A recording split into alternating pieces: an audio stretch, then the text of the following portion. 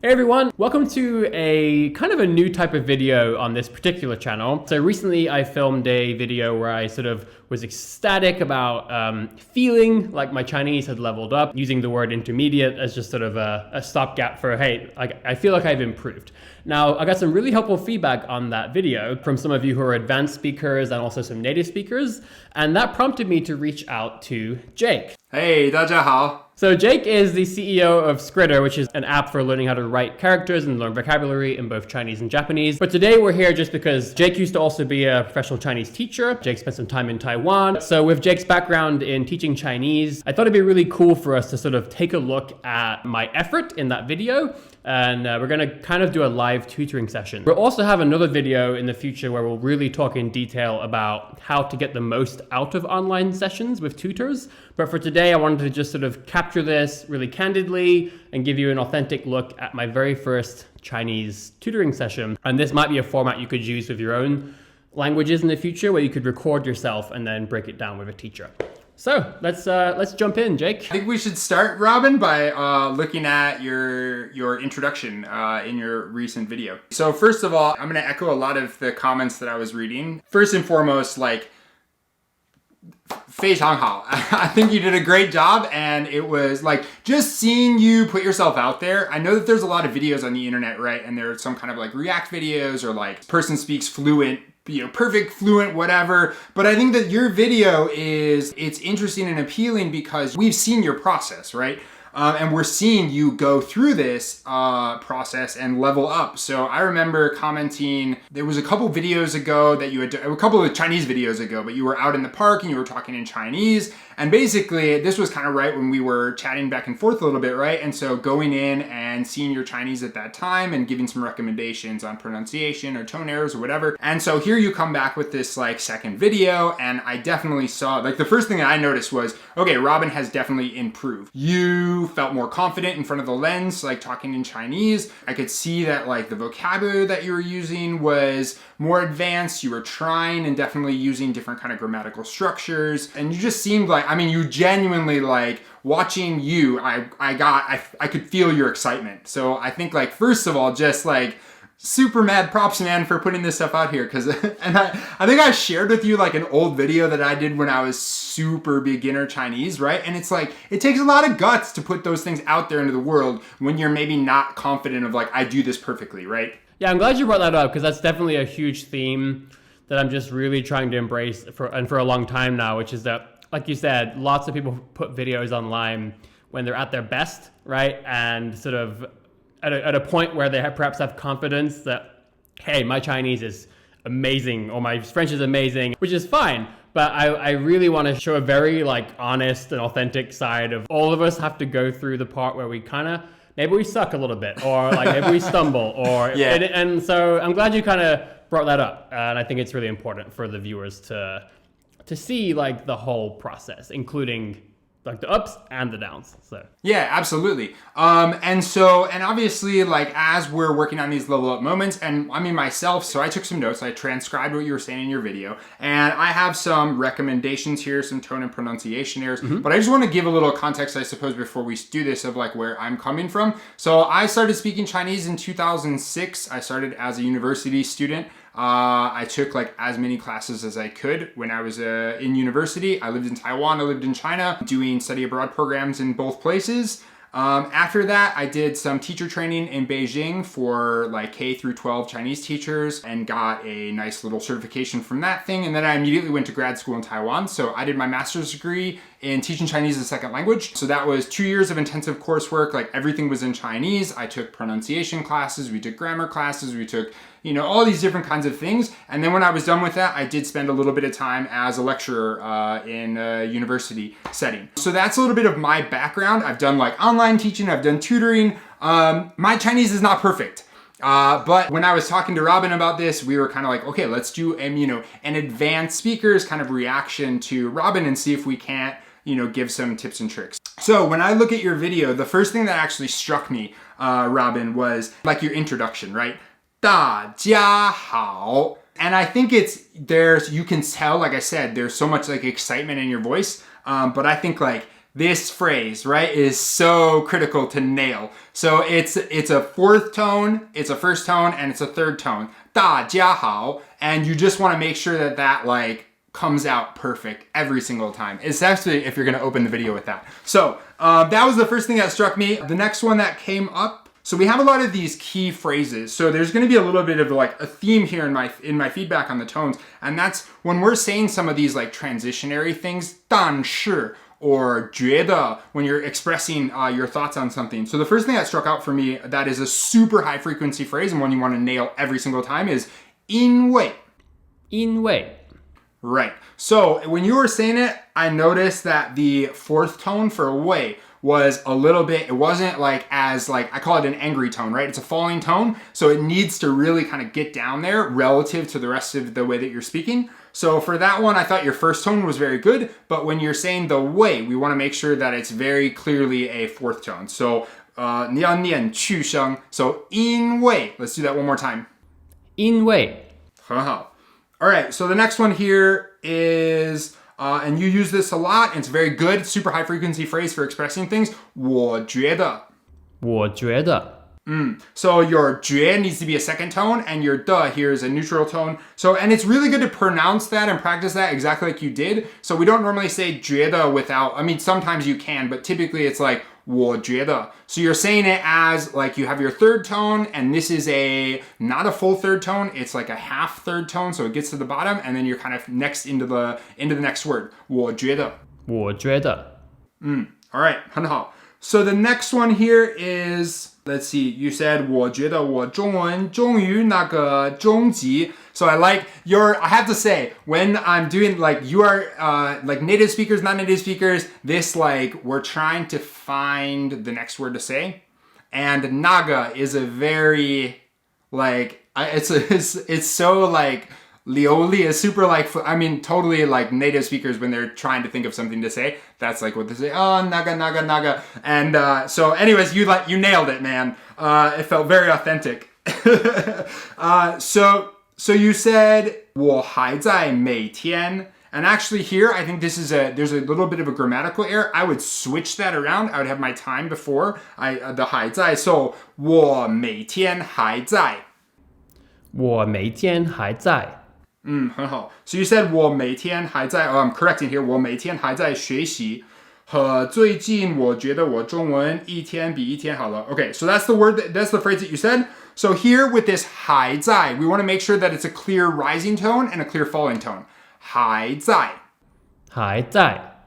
很好. That sounds perfect. And then here with 每天, this is similar to that. It's a third tone followed by a first tone. So we want to have that as a nice, clear, like half tone, low tone. 每天.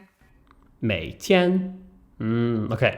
非常好. Okay, and then your next here, and this was all kind of in this phrase, was this comparison of one day better than the next, right? So we use the 比 to compare. 一天比一天好. Is it 一天, or is that right? Yeah, so it's kind of reads as a fourth tone because here we have tone sandi, and we'll talk a little bit more about this in some of the like more general feedback. But some of our words in Chinese, the character yi, for example, for one, and the character bu, they have something called tone sandi, and so when they appear in front of or behind other different words, they change. So here we want to make sure that that yi becomes kind of more of a fourth tone. 一天比一天好. 一天比一天好. 非常好. That sounds amazing. So the next one here is, and this is a word that you used a lot, 激动, to be excited. So here, just a clear, I think your first tone on that was really good, but I want to make sure that when you're saying 动, you want to say it fourth tone. So really clearly, 激动. 激动. 很好. Okay. 现在有没有问题? Do you have any questions, Robin? 我有这个问题. Okay. 请说. It sounds like I need to really just focus on, especially the really high frequency words like 因为, right? Or like, but maybe perhaps in general too, just focus on having a bit more of a crisp, like emphasis on some of the tones. Would you say that's kind of accurate? Yeah, I think, and like this is getting a little bit ahead of kind of more generalized feedback, but I think that in general, at this stage, like you still want to probably slow down a little bit. And I think there was like a general, like there's probably some nervousness, you know, putting yourself out on doing anything, right? And like, I think as you said in your video, recording in front of a camera, just like by yourself, having this monologue is incredibly difficult. It's a different kind of oration, right? Yeah, it's like watching, if you record yourself in a public speaking class, right, doing a speech, and then you watch it back and you're like, oh my God, I was speaking so fast, right? That was kind of how I felt watching this, yeah. Exactly. So take a breath and make sure that you're speaking a little bit more slowly and really kind of like focusing on it. And I think when you're studying this vocabulary, you know, you want to be able to obviously like hear the differences, but I think it's really important to spend some time kind of modeling and mimicking what other people are saying and trying to just like, you want to nail those things because those are the kind of like transitionary, especially something like 因为 or 但是 or 我觉得 is, it comes up so often in Chinese that like the person that's listening to is definitely going to cue in on that because that's something that gives us context of, okay, whatever he's going to say next is opinion based, or he's saying, okay, he just said something and now he's going to tell us why that is the case, right? In the instance of 因为. Or 但是, okay, so now he's saying a but statement, so he's going to contradict what he just said. And so those triggers, you want them to be really clear because it forces us, we're probably not going to like spend too much time thinking about it as a listener, but it's going to trigger our brain to pay attention to whatever you're going to say next. And so it's really good to get it clear and crisp to highlight the thing that you want someone to pay attention to. That makes sense. And I guess there's probably more likely to be a pause after those words, like 但是. Yes. Which, and since you have a pause, it kind of, the word stands on its own a little bit and it's easier to hear the error. Yeah. Yep. Exactly. And I think that in the instance of these super high frequency words, right, what you don't want to do is trip up the listener on, oh my gosh, that tone was wrong, because you're already moving on to the next thing, right? And like, obviously, like you want to get everything right. And that's like the goal, right? As we approach more and more fluency and more native like pronunciation and things like that, you know, we want all of our tones to be great. But I think focusing on those super high frequency things in the beginning will give you that best chance to have people paying attention to like the things that matter. And, you know, so identifying and looking at these things. And that's the thing that I was trying to pick out is a lot of this like, hey, these words come up so often when you're conversing that you want to make sure that you nail them every single time. Got it. Okay, awesome. What do you got next? So next one here is just a minor pronunciation thing for the character j.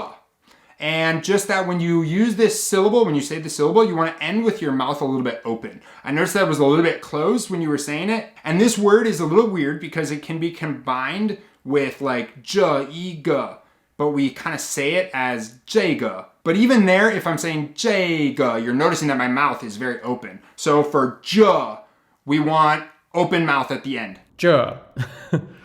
J.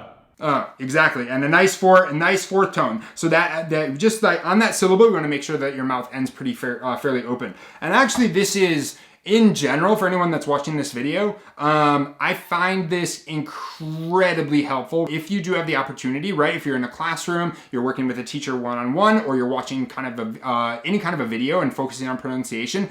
Watch someone's mouth. Doesn't matter what language you're doing, right? Watch their mouth. And if you can, if you're working with someone, you're struggling on pronunciation, more than just the way that our mouth is structured, but like where our tongue positions, you know, how we're positioning our tongue on the teeth and different things like that can really influence how we make certain sounds in languages. So if you have an opportunity, that is one really awesome thing about being able to kind of like video conference with someone or have a one-on-one class where you're actually with them, is you get that ability to see their mouth. So it's especially early on when you're like not just doing listening through headphones or something like that, like being able to watch the mouth is really beneficial and super helpful to like accelerating your ability to create the sounds correctly.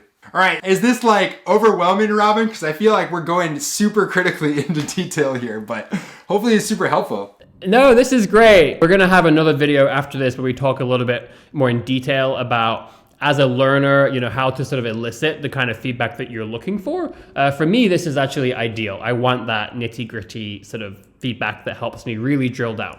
Absolutely. And I think that it's like it's one of those things where you have to put on a little bit of thick skin, but if you get this kind of feedback and you're able to respond to it and drill in, like it just, you instantly see results. And that's the cool thing about it. And that's why I thought it might be fun to do this. So just a couple more things here. And then, so one word that you use a lot, again, this is a super high frequency word, is 想. So to think about something, to express that, like, I want to say something. So in the context of your video, you said, 我想表示. You're like, I wanna express myself. I want to express why I feel like I'm at the intermediate level. So here I noticed it came up twice in the video, but one time you had it as like a fourth tone and one time as a first tone. We want to really clearly make sure that this is a third tone. 想.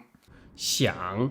很好. And then the word 珍惜. And you said it as like 珍惜. So I think in the context of the sentence, it was 我珍惜这些 moments. You're like proud of these moments. So we want to say it clearly, it's two first tones. 珍惜. 珍惜. 很好. So that was all the stuff that I saw kind of in the video. And then there was one thing that came up immediately after, which was the grammar pattern 越来越. 越来越. Yeah, even more fourth tone on that. 越来越. 越来越.